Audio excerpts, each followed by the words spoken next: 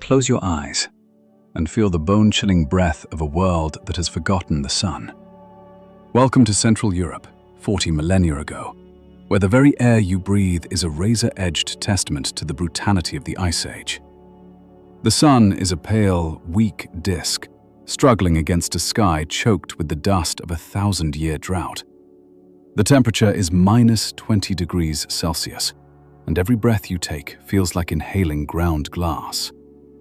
To your left, a straight-tusked elephant, a titan twice the size of a modern African elephant, trumpets, its breath freezing into a crystalline shroud. In the tall, frozen grass, the shadow moving toward it isn't a saber-toothed cat or a cave lion. It is a being with shoulders broader than any modern athlete, a barrel-shaped chest designed for massive lung capacity, and eyes that burn with a chillingly familiar intelligence. This is a Neanderthal. But forget the Victorian-era caricatures of ape men dragging clubs. What this hunter holds is a masterpiece of aerodynamic engineering and lithic chemistry. We are about to strip away the myths. We are diving into a world where the difference between a jagged rock and a surgical-grade weapon was the difference between a tribe's survival and its extinction. These were the first true engineers of the human story, and their primitive tools were, in fact, the pinnacle of Ice Age lethality.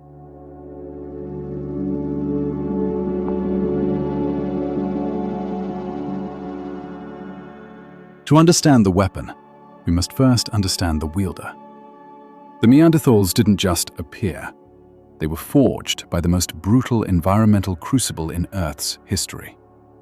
Emerging over 400,000 years ago, they reached their classic peak around 130,000 years ago.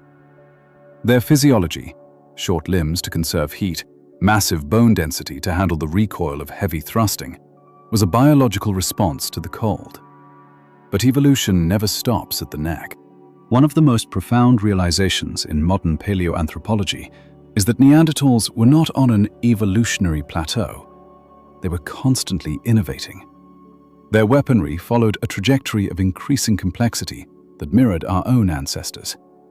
In the harsh silence of the Pleistocene, they weren't just reacting to nature. They were bending it to their will. They understood the tension of wood, the cleavage planes of flint, and the adhesive properties of birch bark, long before the first city-state was ever dreamed of.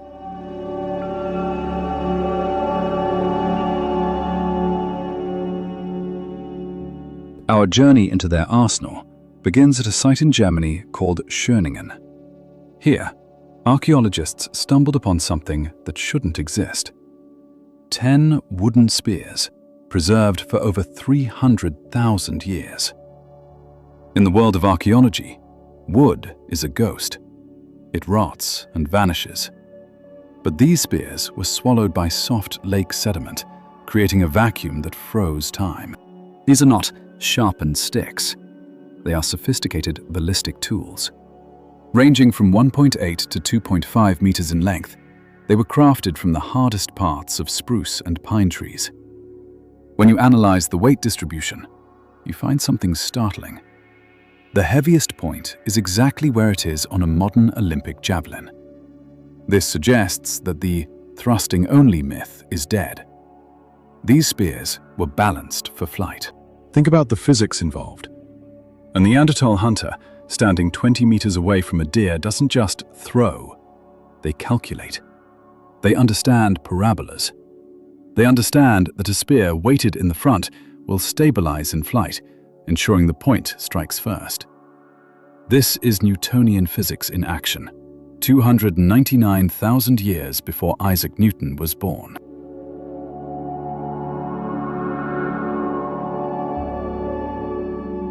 If the spear was the delivery system, the stone point was the warhead. Around 300,000 years ago, Neanderthals debuted the Levallois technique. In earlier eras, hominids would just smash rocks together until something sharp fell off. Neanderthals changed the game. The Levallois technique is a prepared core strategy. The napper, the toolmaker, spends hours shaping a piece of flint into a specific tortoise shape. They are visualizing the final blade inside the stone before they ever strike the final blow. Then, with a single, calculated strike at a specific striking platform, a razor-sharp flake pops off. It is ready to use instantly. The edges of these Levallois points are terrifying. In modern sharpness tests, a fresh flint edge is thinner than a surgical steel scalpel. While a steel blade is ground down to an edge, creating microscopic serrations, a flint or obsidian flake tapers down to a single molecule. When a Neanderthal pressed a Levallois point into the hide of a bison, it didn't just cut. Naturally occurring glass like obsidian or high-quality flint dissects on a cellular level. This was the first high-tech industry, and it allowed Neanderthals to hunt animals that should have been invincible.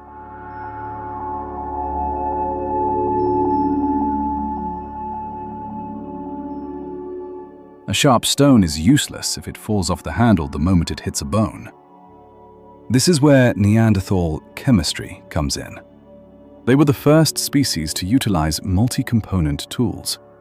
We have found evidence of hafting, attaching stone to wood, using a variety of adhesives. They didn't just use mud, they used birch tar. To create birch tar, you have to heat birch bark in an oxygen-free environment, a process called dry distillation. This requires a controlled fire and a specific oven structure, likely involving burying the bark under embers. This isn't an accident, it's a recipe. They were chemists. They mixed this tar with beeswax or ochre to create a malleable, rock-hard glue that could withstand the impact of a 1,000-pound animal thrashed in its death throes. When we look at these tools, we aren't looking at survival gear. We are looking at a specialized kit designed for high-stakes, high-reward predation.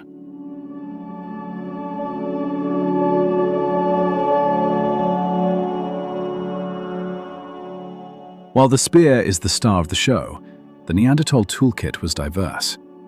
We see evidence of throwing sticks, curved wooden tools used to knock the legs out from under small game or to strike birds from the sky. These function on the principle of rotational kinetic energy. A stick thrown with a spin maintains its orientation, making it a reliable weapon for small-scale survival during the lean winter months. Then there is the fighting pick. While purely speculative in some regards, we see stone points that are reinforced for heavy-duty impact. In contemporary indigenous societies, such as those in Australia, similar stone points, like the Lara points, were used for both hunting and ritualized warfare. The Neanderthals lived in small, tight-knit groups. When two groups met in a world where every calorie was a treasure, conflict was inevitable. We see the scars on their bones, blunt force trauma to the skull, parrying fractures on the forearms. Their weapons were as versatile as they were deadly. A tool that could skin a reindeer could just as easily end a tribal dispute.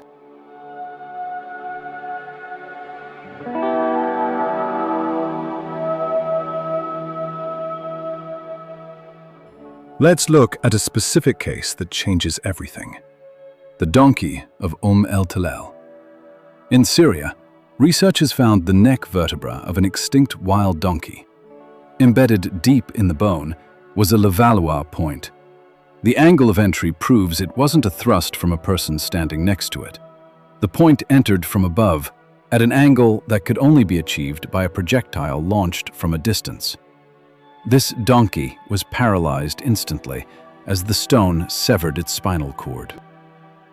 Another example comes from Schöningen, Germany. A 2.4-meter yew spear was found between the ribs of an ancient elephant. The spear didn't just poke the animal. It was driven in with such force that it bypassed the massive ribcage to hit the heart. This tells us about their courage. To kill an elephant with a spear, you cannot be a coward. You have to stand your ground against a charging mountain of flesh and bone, waiting for the perfect microsecond to strike.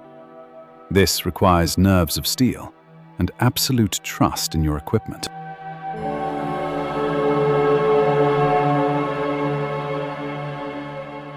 When we recreate these weapons today and test them against ballistics gel, a substance that mimics the density of human and animal muscle, the results are harrowing. A heavy thrusting spear, tipped with a Levallois point, doesn't just create a hole, it creates a wound channel that collapses. The stone, unlike metal, often shatters upon hitting bone, sending secondary projectiles of razor-sharp stone shards deeper into the vitals. In my own testing, a replica Neanderthal spear launched at a simulated skull didn't just penetrate, it exploded the entry point. The energy transfer is massive.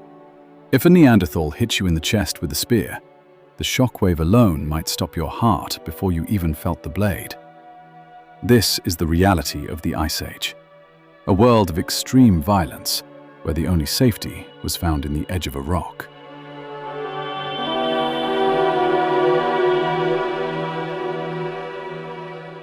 As we move toward the end of our journey, we have to ask, why does this matter? We often look at the past as something other, something disconnected from our lives in air-conditioned rooms.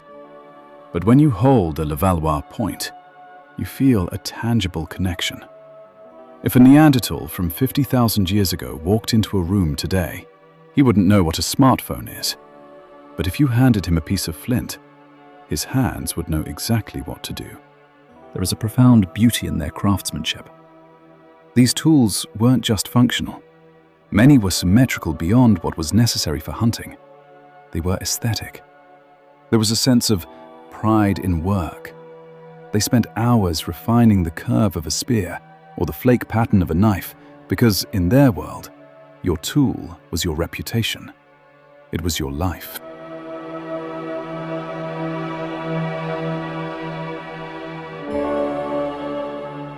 The Neanderthals disappeared, but they did not fail.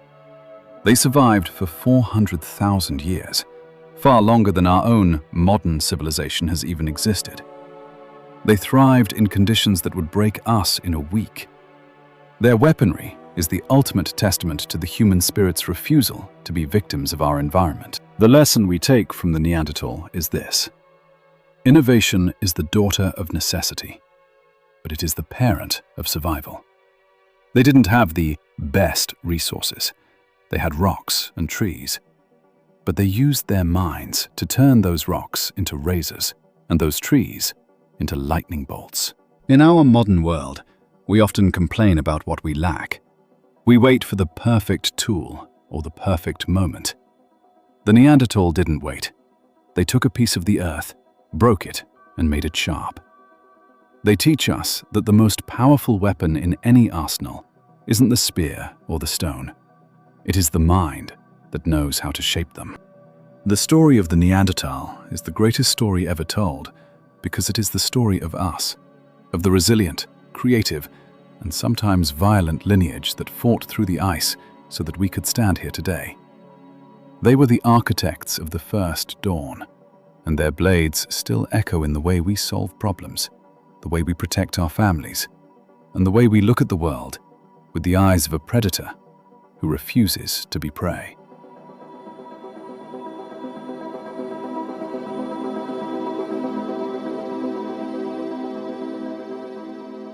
Thank you for joining me on this deep dive into the prehistoric armory. The world of the Neanderthal is vast, and we've only just scratched the surface of their ingenuity. If you found this exploration of ancient technology fascinating, please consider liking and subscribing. Your support is what allows me to continue bringing these ancient stories to life without the need for big-budget sponsorships. What do you think? Were Neanderthals the ultimate hunters, or was their reliance on close-quarters combat their eventual undoing? Leave a comment below. I read every single one, and often your insights become the spark for our next video. Until next time, stay curious about the past. Keep mending your own spears for the challenges ahead, and I'll see you in the next one.